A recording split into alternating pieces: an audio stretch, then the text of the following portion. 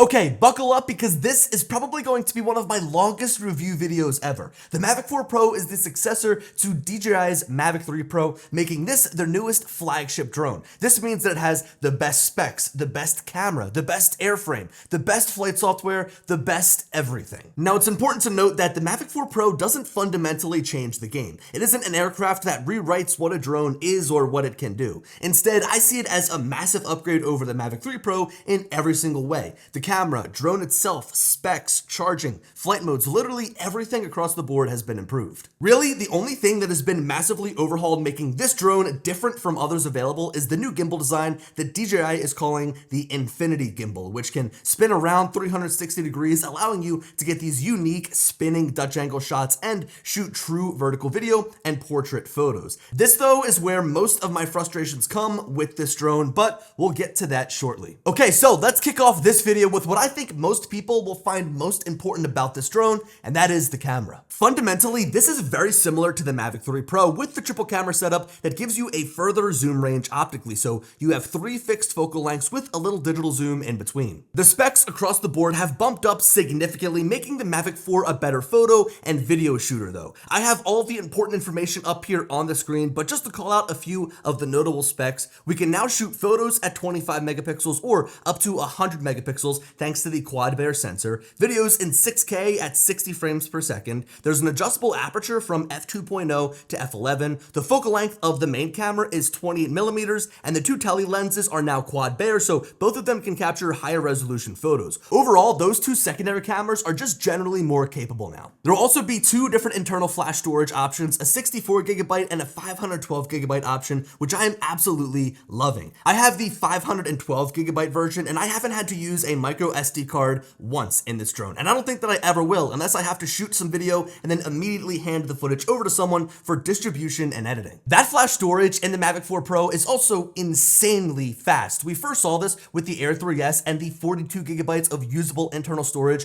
aboard that drone. It was pretty quick at getting photos and videos off of the drone, faster than it would be with a micro SD card. And now with the Mavic 4 Pro, I could transfer files off of this drone at about a gig every 2 seconds, which makes the heavy files that this drone shoots, the large files, really easy to get off the drone and onto my computer. Also, if you're going to be primarily shooting video with this drone, you might want to look into getting the 512 gigabyte version because it gives you a different video compression that you can shoot with, which is all I. And after this drone came out, it was the first time I had ever heard of it. I asked my handy AI assistant Grok to help me understand how using this codec is helpful, and to quote what it answered with, "All I stands for all intra, a compression technique where each frame of the video is encoded independently as a full image without relying on data from previous or future frames. This is in contrast to interframe compression, which uses predictive frames to save space by only storing changes between frames. This means that each frame is a complete self-contained image. Since each frame is fully encoded, All I handles fast motion or complex scenes much better." From my understanding, this is just an alternative to shooting ProRes, which came on the older Mavic 3 Pro Cine, but this is not a one-for-one replacement, as ProRes is a more efficient codec, a more efficient compression form, although All I is still going to give you the same benefits. I can just already see all of the confusing production meetings moving forward here where I get hired to work with somebody to shoot video for their production or for their project. They request ProRes video, and then I'm like, well, will All I work? And then it's just going to be this confusing back and forth until they decide whether they want it or not. One thing that is similar between All I and ProRes is the massive file sizes. The bitrate on the Mavic 4 is constant at 1200 megabits per second, so my half terabyte of internal storage will only hold an hour and a half of 6K video captured at 30 frames per second. Instead, if I were just shooting video in H.264, I'd be able to store over 8 hours of 6K video captured at 30 frames per second. Which codec and which compression form I end up shooting with moving forward is going to entirely depend on the project I'm working on. If a higher budget project requires the All I video recording, then of course I'm going to make use of the higher bitrate that comes with that video. But if I'm just shooting my videos on the daily, I'll probably stick to H.264, so I don't have to keep going out and buying more and more hard drives to store all of my archives. With that being said though, when I look at some of the uncompressed video coming off of this drone captured with the all high compression form, man, it does look good. Speaking of which, let's finally get into some examples taken with the Mavic 4 Pro instead of sitting here talking about all of the specs on paper. Now let me just say right off the bat, this is by far the best camera in a folding drone. Every lens has great colors, great dynamic range, great clarity, great sharpness. It's all around just a general step up from the Mavic 3, which had a similar sized sensor setup. It feels like every shot I capture, both photo and video, have so much depth and a ton of room in post to fix exposure and grade the colors to my liking. You guys might know from watching my videos that I favor a natural looking set of colors in the images that I produce, and from what I found, DJI's normal color profile always gets me where I want to be with just some small adjustments needed to make my shots more punchy and saturated, and the Mavic 4 is definitely the best by far, but it comes with a caveat. When shooting with the normal colors in H.264, you get a variable bitrate which helps with the file size, but can leave you with a more compressed video than you might want. When shooting in D-Log, that bitrate becomes constant, and when shooting with the all-eye codec, remember, it's a constant bitrate regardless of your color profile. In my testing, I did a lot of my usual shots around Philly, although the weather here as of recent has been terrible, so I spent a weekend down in Miami to get a change of scenery with this camera. Within this montage of clips I'm sharing with you, there's a range of different shots, with some being in the normal color profile, some in D-Log, and some in the different codec and compression options, either H.264 or all-eye. I'll do my best to include some info at the bottom part of the screen so you guys can get an idea of what settings I was using for each clip. The best way to see this for yourself though is by going to the link in the description of this video to download some example files for yourself. I have to warn you that the all-eye clips can be hard to display on your computer or device depending on your hardware, but for me, with my M1 Max MacBook Pro, I'm able to easily display these clips through QuickTime Player or Final Cut Pro with no lag at all. My closing thoughts on the daytime video from this drone is that it's all around solid. You can actually see the differences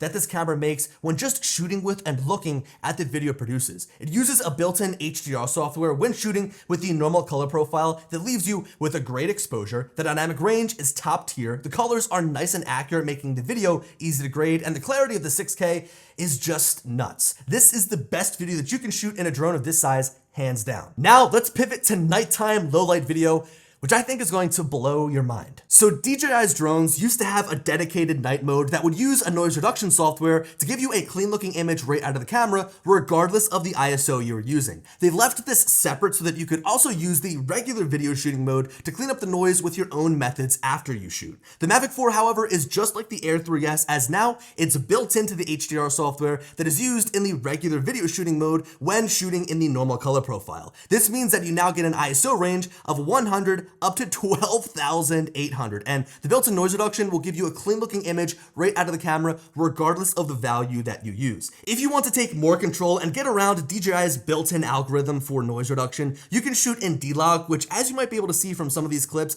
does have some noise in the sky and darker areas of the frames. Just like the other videos I shared, this montage is a bunch of different shots with different color profiles, codecs, compression types, and ISO ranges used. I have to say that from my standpoint, the normal color profile with the built-in noise reduction gets the job done again with images that look incredible right out of the camera. The noise is basically non-existent, but the image is still tack sharp and clear. Whenever I try to run noise reduction on any of my clips, it takes my computer like 10 times the amount of rendering time, so if I can completely get around that and have it done for me while I shoot, I'm gonna go with that every time. Now, I unfortunately had really bad shooting conditions in Philly as the Ben Franklin Bridge was lit up in this orange reddish color, which is tough to pick up on camera, and for some reason the lights were out on the Liberty buildings. Regardless, I was still happy with my shots, but getting some night shots from the Fort Lauderdale and Miami area confirmed to me that this camera is insane in low light. A mixture of the big sensor, the f2 aperture, and DJI's image processing makes for stellar images that are just a cut below the Zenmuse X9 8K Air on the Inspire 3. It is really tough to compare this camera to that one though, with its full frame sensor and the 1.8 aperture on some of the lenses like the 75mm, but now we're just comparing a small folding drone to a full-on cinema drone with a full frame camera. Overall though, this camera absolutely crushes low light video shooting and is insanely fun to shoot with, as the clarity of the images just makes your videos pop off the screen. Again, some of these clips are included in that folder of example shots if you want to download them for yourself down in the description. Now, for my photo shooters out there, don't worry, the Mavic 4 Pro is as great of a photo shooter as it is a video shooter, making this a great hybrid option for somebody that wants to do both. Most of my time with this drone, I have been going big, shooting 100 megapixel photos that have a file size of 130 megabytes when capturing raw DNG files. So it's been great from a photo standpoint to have that half terabyte of fast internal storage when I'm trying to dump all of the photos from the day. Just like the videos though, there is an insane amount of detail. The colors are insanely accurate and the files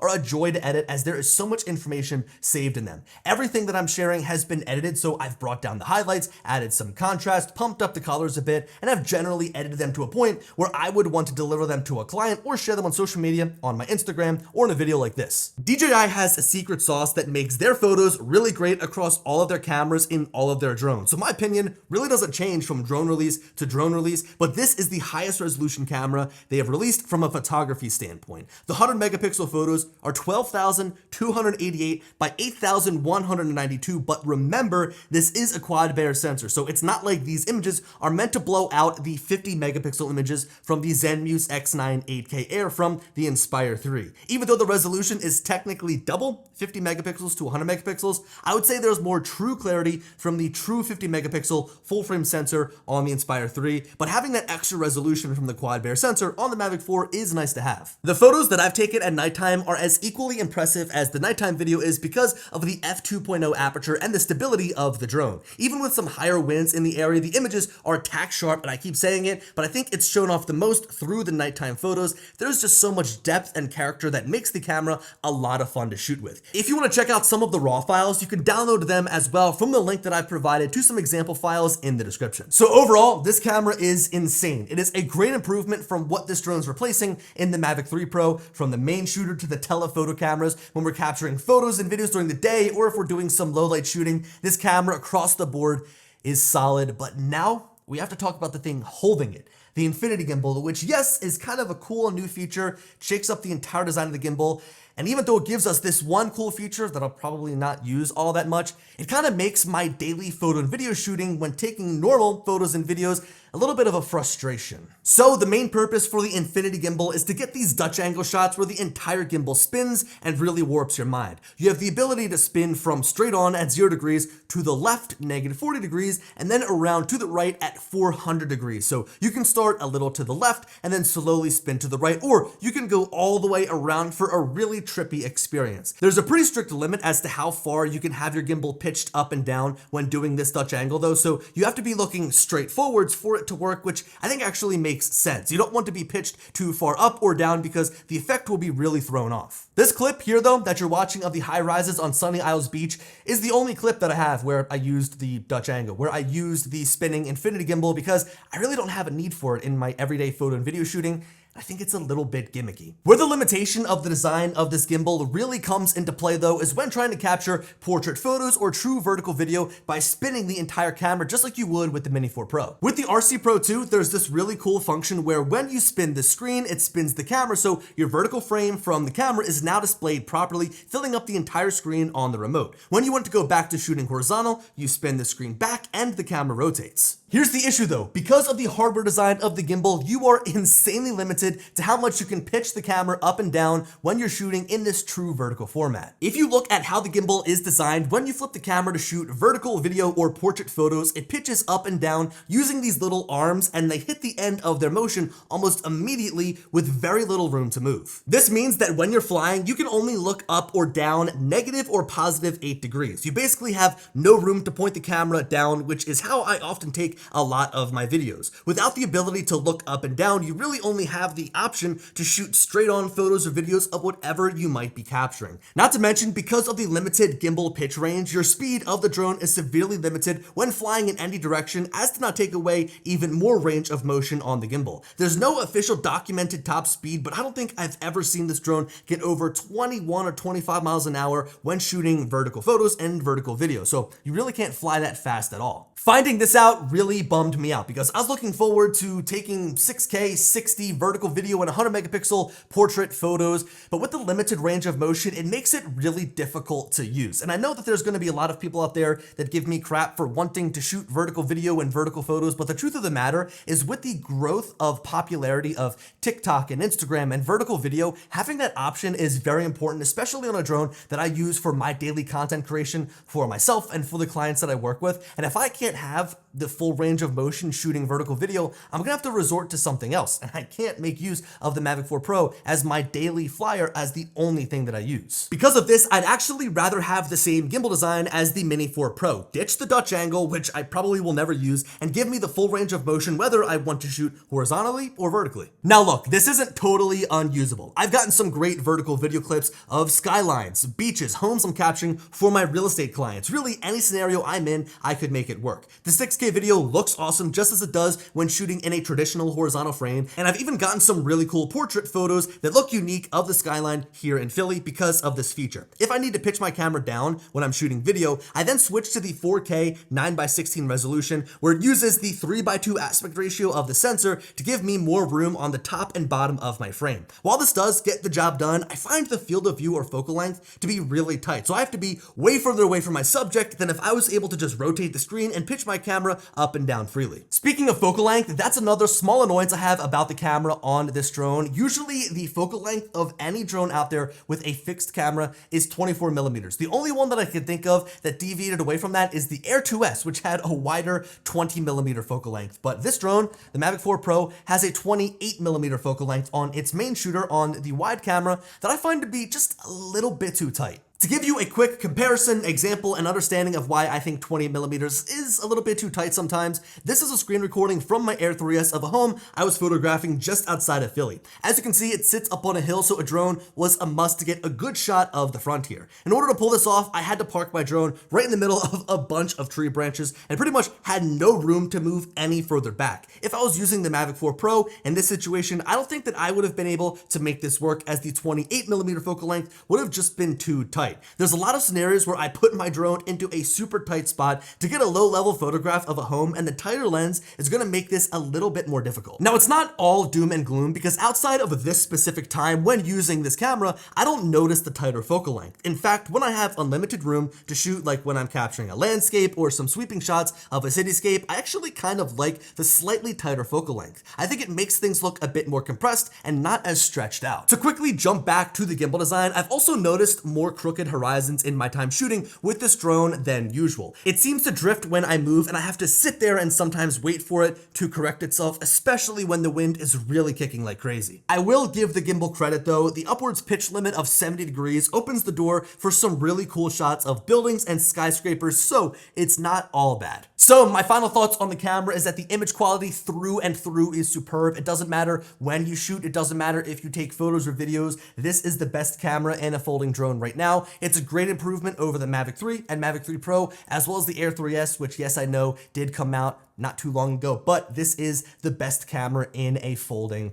drone. But it does come with its quirks. The gimbal, a little bit gimmicky in my opinion. Wish I could do true vertical photo and video shooting without the limitation of my pitch. But of course, there is no such thing as a truly perfect camera. The camera, however, is only half of the equation here, as there's much more that makes the Mavic 4 Pro a beast of a drone. Remember, this drone has been re-engineered on all fronts, and the aircraft is an area that has been significantly improved. This top-down view of the notable specs should make it prevalent that while, yes, the camera is a huge step up, the drone is another reason why you might consider upgrading from a drone that you have right now. A faster top speed, best-in-class wind resistance, the longest flight time of any of DJI's consumer drones, an enhanced transmission system for more range and thus breakup in your video feed. This drone has been beefed up across the board, making it the most powerful folding drone. There's 2 points from that list that I really want to expand upon, because I think that they're the most important thing when it comes to a drone, and that is the speed and flight time. These are the things that I think can be improved upon any drone, no matter what, and we'd still want them to be better. We'd still want the drone to be faster and fly longer, so it's almost one of those things that we'll never be satisfied with, but it's nice to see upgrades as they're made. Now, one of the reasons I loved the Air 3S 3S is because of how it flew. It was so snappy and responsive, and it was the first folding style camera drone that could reach speeds of 60 miles an hour. I actually think that between these two, the Air 3S is the better flyer for the reasons I just mentioned. It's small, snappy, and very agile, but that doesn't make the Mavic 4 a bad flying drone. I just think that it feels a little bit more like a boat. That's the best way that I could compare it. And again, that's not a bad thing. When you look at the Inspire 3, which is way bigger than both of these drones, because that drone feels bigger when you fly, it doesn't make it any less precise, smooth, agile, and fast. Like the Mavic 4 Pro is still a very quick drone. With its more powerful motors, you can reach that 60 mile an hour top speed more quickly and without the need for a massive tailwind like you would with the Air 3S. This makes chasing after boats or getting my favorite shot of the train crossing the Ben Franklin Bridge really easy, as you can effortlessly keep up with fast moving subject. The vertical speed is also insane on this drone. Like you can dive down to the ground at 22 miles an hour, which actually feels like a dive. You also have that same top speed when you fly upwards, so no matter which direction you're moving, you can get there in a snap. This makes getting from spot to spot really easy, really fast, and it also lets you take more dynamic videos across the board. All of my drones pretty much live in sport mode, and all of the older Mavic folding style drones topped out with a maximum speed in sport mode at about 40 to 47 miles an hour, so having a faster top speed on this drone horizontally as well as more speed vertically makes it one of my favorite features about this drone. Now, as for the flight time, it's pretty damn close to the advertised 51 minutes. I would say that I'm consistently getting a flight time of over 40 minutes, even with a more aggressive flight style, so now I can shoot for longer and let my drone take longer hyperlapses. It's funny, that's actually what made me really notice the difference between the Mavic 3 and Mavic 4 when it comes to flight time. With my Mavic 3, when I would capture a hyperlapse, the maximum duration I could take a hyperlapse for was a 25-minute long total flight that would capture 750 total photos to output a 30-second long final video that is sped up like crazy. That was really pushing it too. Like I would need to start my hyperlapse almost immediately when I took off to be able to take all of my photos and finish the automated mission and still land before my battery hit zero. Like the amount of times that I would be flying back on fumes with 5% remaining on my battery was almost every single time. Now, when I take a hyperlapse with the Mavic 4, I can shoot a similar length mission, 25 total flight minutes, capturing 750 photos and have plenty of flight time left over. Like I'll have about 30 to 40% battery remaining. This means that I have more time to set up my mission and fly back after it's done. I can even shoot a couple of regular photos or videos of my subject on that same flight instead of dedicating an entire battery for one hyperlapse. It also now opens the door to take longer hyperlapses than any other drone. Within the flight planner, you actually can now select a 60, 90, or 120-second final product instead of the 30-second maximum set on all previous drones. Think about that though. If you wanted to take longer hyperlapses, the Mavic 4 Pro is going to be the best drone for it. And with a maximum hyperlapse duration of 120 seconds or 2 minutes, that means that your total flight time would be an hour and 40 minutes, which doesn't make sense. Like that is double what DJI is advertising the flight time of this drone to be. Now, sometimes I'll set my flight to be 120 seconds just so that I can run it to the end of the battery and get as long of a hyperlapse as possible, but I never actually hit the hour and 40 long minute flight time, which kind of has me wondering from like a conspiracy theory side of things, are they going to release a bigger battery for this drone in the future? That would be cool. Could you imagine an hour and 40 long minute flight for a 2 minute hyperlapse?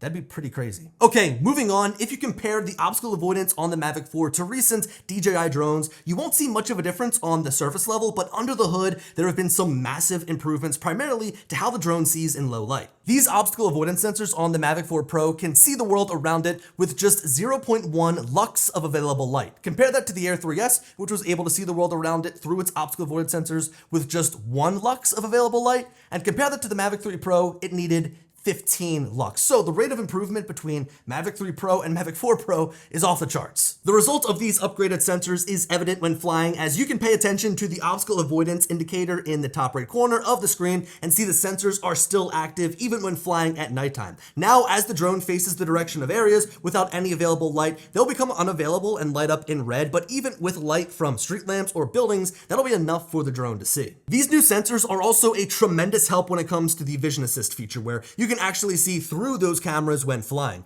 I have raved about this feature for years now, as it allows me to see around the drone as I move through space, mitigating the odds of me running into something if I'm flying backwards, sideways, or in any general direction that my main camera can't see. Compared to older drones with lower resolution cameras, I'm now able to make out obstacles way easier and can see smaller objects that might be in the way. The improved dynamic range also lets me see in more complex lighting environments, like when I was flying around the Qatar in Hollywood, Florida, when it was pitch dark out, I could see around my drone perfectly, which wouldn't have been the case with older drones that would be basically pitch black in these conditions. I also can't forget to mention the forward-facing LiDAR sensor, which is this little tiny piece of plastic on the arm of the drone. This will allow the drone to see in near pitch black environments for more reliable obstacle avoidance at nighttime, but remember, this is only facing forwards and not in the other directions. Thanks to these upgraded sensors, we also have an improved return to home experience, which isn't entirely new because the Air 3S did have this smart return to home function, but nonetheless, it is still wickedly cool. Basically, the drone makes a map of the area when it takes off and remembers the flight path that it took, so that during return to home, even with a weak or no GPS connection at all, it'll land right where it took off from. For example, from the inside of this warehouse, I can take off and zip outside of the tight door. Once I press return to home, it gives me an augmented reality view of its flight path home and almost immediately shows how it plans to decrease its altitude and fly right through the door, the same way that it went out. The drone confidently flew through the door, spun around, and landed in the same exact spot and orientation that I took off from, which is incredible. Now that is a pretty extreme example. I don't know how many people will take off from inside and then fly outside, but it's one of the more crazy examples I could think of. How I plan on using it most often is when taking off from under tree coverage in the shade and then having it return to home down and around the same trees. I won't lie, I actually never used return to home because of how wonky it could be. However, now with how advanced and reliable it is, I think I'm going to start actually using the automatic return to home function regularly so that the drone does the flying back for me while I get another battery ready. Now, one of the ways DJI has improved the flight time of the Mavic 4 Pro is through the larger batteries. So each of these batteries is 95.3 watt hours or 6,654 milliamp hours. And this go around, they've actually decreased the charging time of each of these batteries. And that's thanks to the charging hub here, as well as the extra accessory. It's something that comes with the creator combo, but you can buy separate. And that is the 240 watt charging brick, which can charge all three of these batteries at the same time through this charging hub. I was curious about the different charging times of these batteries, so I ran multiple tests with my Power 1000, discharging the Mavic 4 battery down to 5% and then charging it in all of the different ways possible to see the speeds I would get in watts and the time it took to fully charge the battery. So the first thing I wanted to do was charge up a battery right through the drone using a USB-C cable, which is how you'd have to do it if you didn't have the charging hub. The maximum speed I was able to get into the battery was 63 watts, and it took a whopping hour and 38 minutes to fully charge this thing all the way up from 5%. Next, I wanted to try charging up the batteries through the hub without the 240 watt brick and through the USB-C port. So this would come in handy if you still wanted to charge your batteries while on the go and didn't have any room to bring your fast charger, or maybe you just forgot it at home. Through this method, the batteries will charge one at a time, starting with one that is charged the most. And as you can see, the top speed picks up to 102 watts pretty quickly. So this battery charges faster through the hub than through the drone directly. This means that you can fully charge one battery from my starting test percentage of 5% in just under an hour, or 57 minutes to be exact. That's a 41-minute faster charge than through the drone. As the hub went to the second battery and then to the third battery, and ended up taking a total of 3 hours and 3 minutes to fully charge all of these batteries. Okay, now moving on to the 240 watt power brick, the charger started providing power to each battery one by one until they were level with each other, and then picked up the pace, and according to my power bank, reached a maximum speed of 261 watts at one point, fully charging all three of these batteries simultaneously in 1 hour and 23 minutes. That speed is insane to get all of your batteries fully recharged and ready to fly. After doing these tests, it had me wonder, how fast could I charge just one or maybe even two batteries inside of the hub using that power brick? Starting off with one battery in the hub, I was able to reach a peak speed of 207 watts for a brief second, going into one single battery, getting this thing fully charged in a mere 47 7 minutes. Bumping up to 2 batteries, I was able to get to the top speed of the 260 watts like I did with the 3 batteries, but because I only had 2 batteries to charge up, the total charge time to full was 59 minutes. But if you consider the charge to extra flight time ratio, just an extra 10 minutes adding 1 battery on gave me an extra full battery to fly for another 40 plus minutes. Running these tests really opened my eyes to all the different ways that you can charge your batteries using the hub and brick combo. Like if you have all dead batteries and you need to fly right now as soon as possible, maybe just charge 1 battery on the hub, let it juice up as fast as possible, because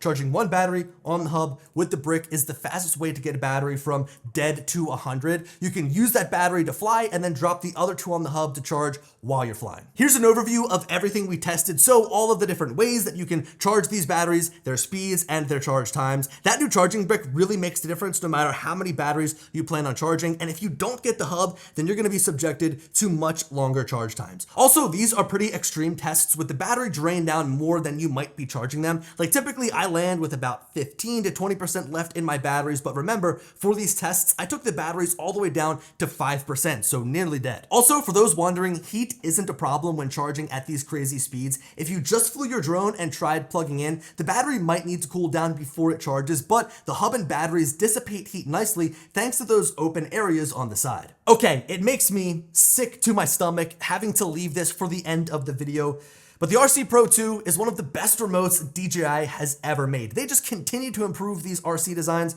with what I believe is the best controller for any drone on the market right now. The evolution of DJI remote designs over the years has been interesting, with mostly good improvements over the years. Like the original RC Pro was a great remote with a 1000 nit bright screen, good ergonomics, a nice long battery life, and precise sticks. Enter the new RC Pro 2 though, and this thing makes the first generation remote look like an ancient relic. The screen sits flush against the remote, and when you're ready to fly, pops up to reveal the sticks and other buttons tucked away underneath. This action will automatically turn on the remote so that the boot up process can begin and you can get connected to the drone, decreasing your setup time. The brightness of this display is insane, with a peak 2000 nits that is able to be easily seen outside even on the brightest of days. Even when I have sunglasses on, I can easily see the screen to frame up my shots and set my exposure. The ergonomics of the old RC Pro, now that I think about it, really weren't the best. With the sticks above the screen, I was constantly holding my hands up high to see what I was shooting, or I was hunching my back over with my arms arched so that I could see the screen.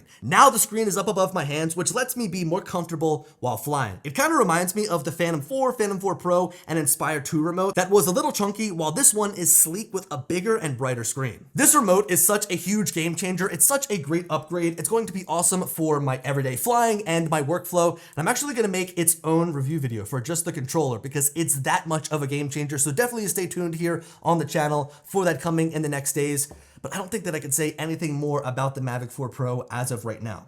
I think that this is probably one of the longest videos that I've ever made, but it's deserving because this is the newest flagship folding drone from DJI, and we're probably going to have this for the next 4 or 5 years until a Mavic 5 comes out. It's crazy to even say those words, but this is going to be the new go-to drone for some time, so it deserves a video where we cover everything that is new.